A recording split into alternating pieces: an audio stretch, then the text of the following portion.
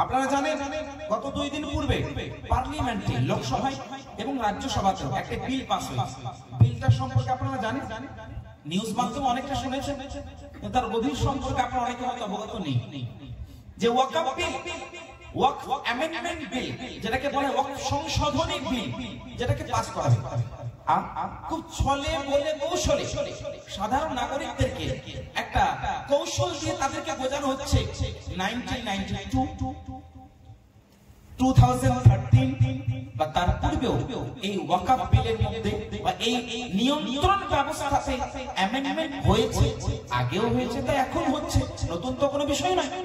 সুতরাং এতে মাথা গরম করার চিন্তার কোনো বিষয় নেই। এইভাবে মানুষকে কৌশলে, ছলে বলে কৌশলে মানুষকে কিন্তু ধোঁকা দেওয়া হচ্ছে। অ্যাকচুয়ালি এই বিলটার মধ্যে কি আছে আমি 2-3টি উদাহরণ দিয়ে আপনাদেরকে বোঝাই। এই যে ওয়াকফ অ্যামেন্ডমেন্ট বিল, ওয়াকফ সংশোধনী বিল, যেটা অলরেডি পাস হয়ে গেছে, আর প্রেসিডেন্ট অফ ইন্ডিয়া, ভারতের রাষ্ট্রপতি, ওনার স্বাক্ষর গতকালকে হয়নি, আজকে আমি লেটেস্ট নিউজের মাধ্যমে যেটা পেলাম, সম্ভবত স্বাক্ষর অলরেডি হয়ে গেছে। মানে ওয়াকফ বিল যেটা রাজ্যসভা এবং লোকসভাতে পাস হয়ে গেছে, সেটার উপরে স্বাক্ষরও আপনার দেওয়া কমপ্লিট। তার মানে এটা আবার এক বা আইন হিসেবে লাগু হবে। কথা বুঝতে পেরেছেন? এবার বিষয় হলো যে এই ওয়াকফ যে বিলটা আর বিল থাকবে না, এখন এক বা আইন হয়ে যাবে, আর এই আইনটা পুরো ভারত জুড়ে কিন্তু লাগু হবে। আইনটার তত্ত্বাবধানে অনেক কিছু আছে, আমি 2-1টি উদাহরণ আপনাকে দিই। আমি আপনাকে একটি কথা বোঝাই, আমি বা আপনি আপনার জায়গায়, আমি আমার জায়গায় দান করব, চ্যারিটি করব, এতে আমাকে আপনাকে যদি বাধা দেয়, বাধা দেওয়াটা লিগ্যাল হবে না ইললিগ্যাল হবে? জোরে বলুন, বুঝতে পারছেন না কথাটা? একজন কোন ব্যক্তি, মুসলমান হোক, হিন্দু হোক, খ্রিস্টান হোক, জৈন হোক, যেই ধর্মের হোক না কেন, যে ধর্ম বিলম্বী হোক না কেন, ওই ব্যক্তি যদি চ্যারিটি করতে চায়, নিজের সম্পত্তি দান করতে চায়, তাকে বাধা দেওয়া, এটা কি লিগ্যাল কোনো কথা হবে না ইললিগ্যাল হবে? বাধা দেওয়া তো বৈধ হবে না। আমাদের ইন্ডিয়ান কনস্টিটিউশনের মধ্যে এর কিন্তু কোন রকমের কোন সূত্র বা কোন রকমের কোন আইন নেই, বরং তাকে বাধা দেওয়া যাবে না। এখন যে অ্যামেন্ডমেন্ট করা হচ্ছে, এখানে বাধাও হতে পারে, আপনি চাইলে যে দান করবেন এটা সম্ভব নয়। 2 নম্বর, হাজার হাজার বছর কোন সম্পত্তি এমন আছে যেটা 500 থেকে 700 বছর থেকে আমাদের পূর্বপুরুষেরা, আপনার বাবা দাদারা মসজিদের জন্য দান করেছে, বা কবরস্থানের জন্য দান করেছে, ইয়াতিমখানাতে দান করেছে, বা মাদ্রাসাতে দান করেছে, বা মক্তবে দান করেছে, বা গ্রামের উন্নতি কল্পে একটি প্রতিষ্ঠান হিসেবে দান করেছে। তার কোনো কাগজ নথিপত্র এই মুহূর্তে হয়তো নেই, হয়তো হারিয়ে গেছে, বা সেই সময় কাগজপত্রের হয়তো সেইভাবে ব্যবস্থা করতে পারে নাই। যেটা মসজিদ ছিল, মসজিদ থাকবে কিয়ামত পর্যন্ত, কিন্তু তার নথি নেই। আজকের সরকার বলছে ওই জায়গাটায় সম্পূর্ণভাবে সরকারের আওতায় চলে আসলে আপনি নামাজ পড়তে পারবেন না, প্রতিষ্ঠান চালাতে পারবেন না, দাফনও করাতে পারবেন না। কেন? যদি আপনার নথি না থাকে, তখন আপনাদের সামনে আমি আজকে কোন পার্টি, কোন নেতার বিরুদ্ধে বলছি না, দেশের বিরুদ্ধে যে আইন পাস করা হয়েছে তার বিরুদ্ধে বলছি। আজ বিজেপি, আরএসএস এর এমন কিছু ধোঁকাদার নেতা যারা মানুষকে ভুল বোঝাচ্ছে, বোকা বানাচ্ছে, তারা বলে যদি নথিপত্র না থাকে তাহলে ওই সম্পত্তিটা ওয়াকফ হবে না। সুতরাং যেটা ইললিগাল সেটা সরকার নিজের হাতে হস্তান্তর নিচ্ছে, এটা তোমাদের কিসের আপত্তি? বলবো ভাই শুনেন, এরকম যদি করা হয়, এরকম অনেক সম্পদ, অনেক জায়গা জমি আছে যেগুলো নথি তো অলরেডি অনেকবার দেখানো হয়েছে, কিন্তু তারপরও কিছু রকমের কোনো ত্রুটি থাকার কারণে সেটা নিজের আন্ডারে যদি কেউ নিয়ে নেয়, আমাদের মসজিদটা হাতছাড়া হবে, কবরস্থান হাতছাড়া হবে, মাজার হাতছাড়া হবে, আমাদের এমন ইয়াতিমখানা আছে যেগুলো হাতছাড়া হবে, আমাদের ক্ষতি হবে না? হবে না? হবে না? এই একটা কারণ।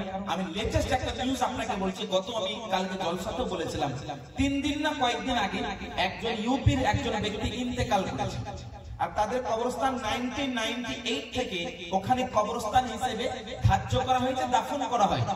এতদিন পরে এই বিলটা যখন পার্লামেন্টে পাস হওয়ার জন্য কথাবার্তা চলছিল, এই বিলটা নিয়ে ডিসকাশন চলছিল, তার কারণে ওখানকার পুলিশ প্রশাসন, ওখানকার আইন ব্যবস্থা তাদেরকে দাফন করতে দেয় নাই। গতকালকে পর্যন্ত নিউজ আমি পেয়েছি ওই লাশটাকে ওইভাবে রাখতে বলেছে, দেয় নাই। ওই লাশটাকে দাফন করতে দেয় নাই। আপনি বলবেন আমরা তো গ্রামের মানুষ, আমরা খড়িবানাই থেকে, আমরা মালদায় থেকে, আমাদের তো সমস্যা নাই। মনে রাখবেন সেও তো আমাদের ভাই, সেও তো আমাদের ভাই, আমাদের মাথায় রাখতে হবে ভাই। আমি শুধু সমস্যাগুলো বলছি, এই সমস্ত সমস্যাগুলো দূর করার সমাধান কি আছে সেটাও আমি বলবো খুব সংক্ষিপ্ত ভাবে। বিষয়বস্তু হলো ওই লাশটাকে দাফন করতে দেওয়া হয়নি, এটা একটা কবরস্থানে হয়েছে। আল্লাহ না করুক আপনাদের এলাকার কোনো কবরস্থান যার হয়তো নথি নেই, কোনোভাবে হয়তো ত্রুটি আছে, আপনার কাল থেকে কিন্তু দাফন করা বন্ধ করে দিবেন। তখন কি করবে? হয় জ্বালিয়ে দিতে হবে, পুড়িয়ে দিয়ে দেবে, নাউজুবিল্লাহ। এই একটা প্ররোচনা চলছে। যারা হিস্টোরি অফ ইন্ডিয়া থেকে অবগত আছেন, যারা ভারতের ইতিহাস থেকে অবগত আছেন, স্বাধীনতার পূর্বে বহিরাগত ইংরেজরা যখন ভারতে পা দেয়, ইংরেজরা ধীরে ধীরে ধীরে ধীরে কোম্পানির কর্মচারী হিসেবে ভারতীয় নাগরিকদেরকে তারা অ্যাটাক করায়, অংশগ্রহণ করায়। ধীরে ধীরে তারা ছলে কোলে কৌশলে তারা ধীরে ধীরে আমাদের এই ভারতের সমস্ত সম্পত্তিগুলোকে হস্তান্তর নিয়েছিল। আজ ভারতের এয়ারপোর্ট থেকে নিয়ে, ভারতের বিভিন্ন ব্যাংক থেকে নিয়ে, ভারতের বিভিন্ন সম্পদ থেকে নিয়ে বড় বড় পুঁজিবাদী ব্যক্তি, বড় বড় পুঁজিবাদী ব্যক্তি আম্বানি থেকে নিয়ে, আদানি থেকে নিয়ে তাদের হাতে তুলে দেওয়া হচ্ছে। আপনার কবরস্থান যারা শত শত বছর থেকে আছে, এই আইনটা লাগু হওয়ার পরে যদি আপনার নথি না থেকে সরকার নিজের হাতে নিয়ে বড় বড় পুঁজিবাদী ব্যক্তিদের হাতে তুলে দেবে, হয় ওখানে বার তৈরি করবে, ক্লাব তৈরি করবে, হোটেল তৈরি করবে, বা অন্য কোনো কিছু তৈরি করবে যেখানে নোংরা নাচ গান করানো হবে আমাদের মুমিন মুসলমানের দাফন করার জায়গার মধ্যে। তো ক্ষতি হবে না? এইগুলো হচ্ছে সমস্যা যেগুলো আমাদের ছুঁয়ে আসবে। এবার আজকে আপনাদেরকে ধোঁকা দেওয়া হচ্ছে যে ওয়াকাফের যে সম্পদ, আজ ভারতের সবথেকে তৃতীয় স্থানে 9 লক্ষ সম্পত্তি আছে ওয়াকাফের কাছে। রেলওয়ের পরে সেনার পরে সবথেকে বেশি জায়গা আছে ওয়াকাফের। তো দেখছেন মুসলমানের যদি অর্থের মেরুদণ্ডটাকে ভেঙে দেওয়া হয়, মুসলমান আর ডেভেলপ করতে পারবে না। কথা বুঝতে পারছেন না? তো আমাদের ওয়াকাফের সম্পত্তির উপরে কিন্তু মানুষের চোখ। আমি বিজেপি সরকার আরএসএস এর হুঁশিয়ার করে দিতে চাই, শোনো, আমাদের কোন রিলিজন, কোন ধর্মের মানুষের সঙ্গে আমাদের আপত্তি নেই। তাদের ব্যক্তিগত ব্যাপার, তাদের মন্দিরে কি করে তারা কি করেন, কিন্তু মনে রাখবেন এমন আমার কাছে রেকর্ড রয়েছে, এমন শত শত মন্দির যেখানে স্বর্ণ মুদ্রা ট্রিলিয়ন বিলিয়ন মিলিয়ন এইরকম অর্থের স্বর্ণ আছে মন্দিরে, টাকা আছে মন্দিরে, গির্জাতে টাকা রয়েছে, বিভিন্ন চার্চের মধ্যে টাকা আছে, সব জায়গায় কিন্তু নিজস্ব সম্পদ ম্যানেজমেন্ট কমিটি আছে, একটি সংস্থা আছে। কেউ কি মন্দিরের ট্রাস্টি, মন্দিরের এইরকম সম্পদের নিয়ন্ত্রণে আমাকে আপনাকে মুসলমান কোন ব্যক্তিকে সদস্য হিসেবে নিযুক্ত করবে? গির্জা ঘরে ট্রাস্টের কমিটিতে আপনাকে আমাকে মুসলমান কোন সদস্যকে নিযুক্ত করবে না। যখন তোমার মন্দিরের ট্রাস্টের কমিটির মধ্যে আমাকে আপনাকে অংশগ্রহণ করবে না, যখন কোন গির্জার ট্রাস্টের কোন সম্পদ নিয়ন্ত্রণে সেই কমিটি থেকে আমাকে সদস্য করবে না, যখন তোমরা কোন এমন গির্জা থেকে নিয়ে এমন সংস্থা যেগুলো লক্ষ লক্ষ কোটি কোটি কয়েক হাজার কোটি টাকা সম্পদ তাদের নিয়ন্ত্রণের জন্য যে কমিটি আছে, সেই কমিটিতে আমাদেরকে সদস্য করছো না, তাহলে তোমাদের আমাদের উপরে কেন চোখ? যে আমাদের ওয়াকফ সম্পদ, যেটা ওয়াকফ সম্পদ রয়েছে আমাদের পূর্বপুরুষদের সম্পদ, যেটা দিয়ে আমাদের কল্যাণ হয়, আমাদের ইসলাম ধর্মের, আমাদের রিলিজিয়নের ব্যক্তিদের ডেভেলপ করা হয়, আমাদের মসজিদ মাদ্রাসা হয়, আমাদের মক্তব হয়, আমাদের ইয়েতিমখানা হয়, কবরস্থান তৈরি করা হয়, এই সমস্ত সম্পদের উপরে কেন তোমার নজর? এইভাবেই তো একটি রাষ্ট্রকে, রাষ্ট্রের শান্তি সম্প্রীতিকে নষ্ট করার একটি প্ররোচনা। মনে রাখবেন, আমার মুখটা, আমার উপরে হাজারো কেস দিয়ে আমার মুখটা বন্ধ করতে পারো, কিন্তু শত শত হাজার হাজার লক্ষ লক্ষ কোটি কোটি জনগণের মুখ কিন্তু বন্ধ করতে পারবে না। আমি আপনাদেরকে মালদা কালিয়াচক খড়িবনা জায়গা থেকে একটি বার্তা দিয়ে যাচ্ছি। গতকালকে আমি সিউড়ি জেলা থেকে বার্তা দিয়েছিলাম, সঙ্গে সঙ্গে বিভিন্ন জায়গায় ফোন করে আন্দোলনের ব্যবস্থা অলরেডি কমপ্লিট। আপনাদের মালদা কালিয়াচক খড়িবনা থেকে আমি আপনাদের এলান করছি, মনে রাখবেন। ইতিপূর্বে আমরা দেখেছিলাম ভারতের যে সমস্ত আমাদের 2% শিখ ভাই, কত পার্সেন্ট? মাত্র 2% শিখ ভাই, তারা কৃষি বিলকে ভারত সরকারকে ফেরত নিতে বাধ্য করেছিল, করে নাই?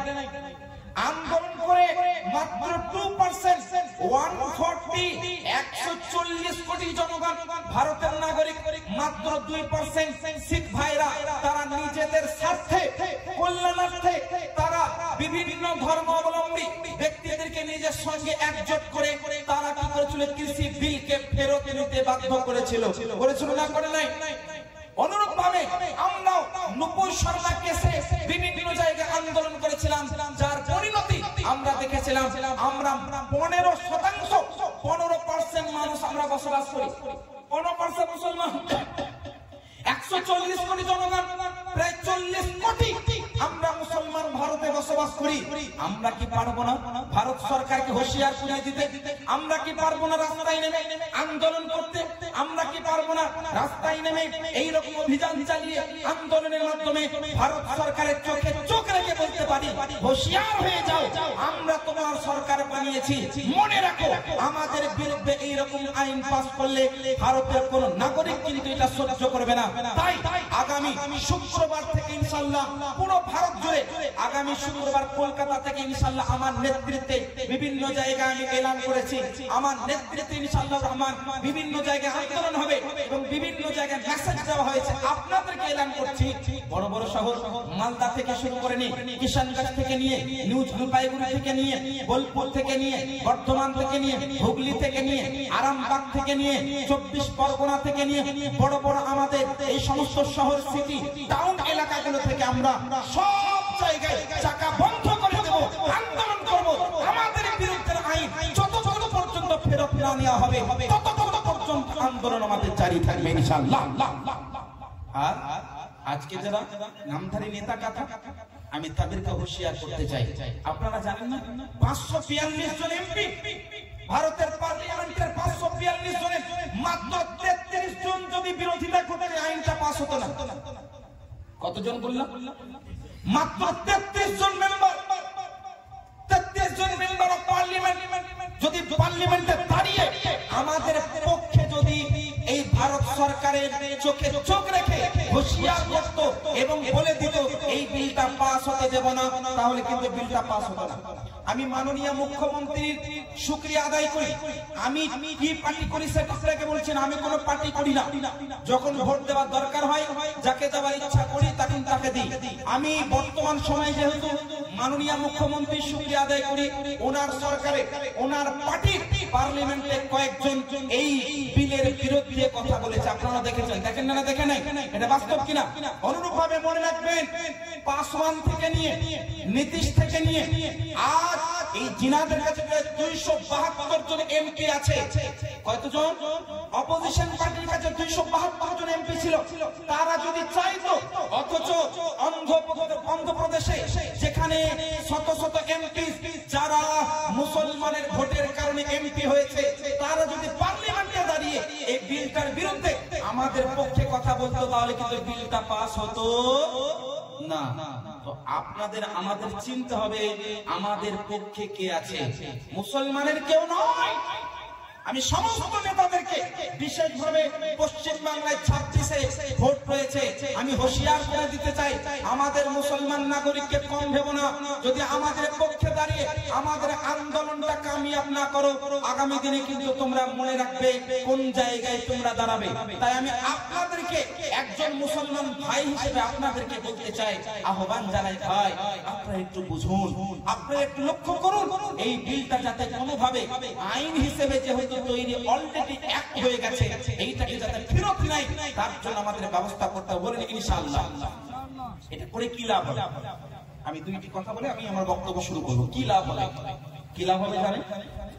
আমাদের বিভিন্ন ফুকাহায়ে কেরামগণ বয়ান করেন, যেটা ওয়াকফ করা হয়, মসজিদের জন্য ওয়াকফ করা হলো, মাদ্রাসার জন্য ওয়াকফ করা হলো, রেজিস্ট্রেশন হোক চাই না হোক, অন্তরে যখন নিয়ত করে ওয়াকফ করে দেওয়া হলো, ওটা আল্লাহ পাক কবুল করে নেয়, আল্লাহ পাক কবুল করে নেয়। আর মনে রাখবেন, ওয়াকফের সম্পত্তির হিফাজত যারা করবে তারাও নেকি পাবে।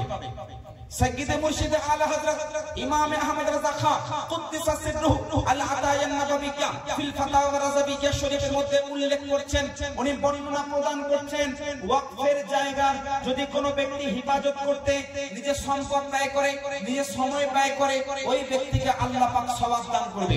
তাই যারা চাকরি করেন, যারা প্রাইভেট জব করেন, তাদেরকে বলবো একদিন করে নিজের সার্ভিস যাওয়াকে বন্ধ করুন আর এই আন্দোলনে যোগদান করুন আর আন্দোলনটাকে কামিয়াব করুন। আপনার সময় দেওয়াটা, আপনার অর্থ খরচ করাটা আল্লাহ পাক কবুল করবেন আর আল্লাহ পাক সওয়াব দান করবেন। কেন? হানাফি মাযহাবের মত, ইসলামের আইন হলো লা ইয়াজুজু তাগয়িরুল ওয়াকফি আন হাইআতি, অর্থাৎ ওয়াকফের জায়গায় রূপকে পরিবর্তন করা যায় না।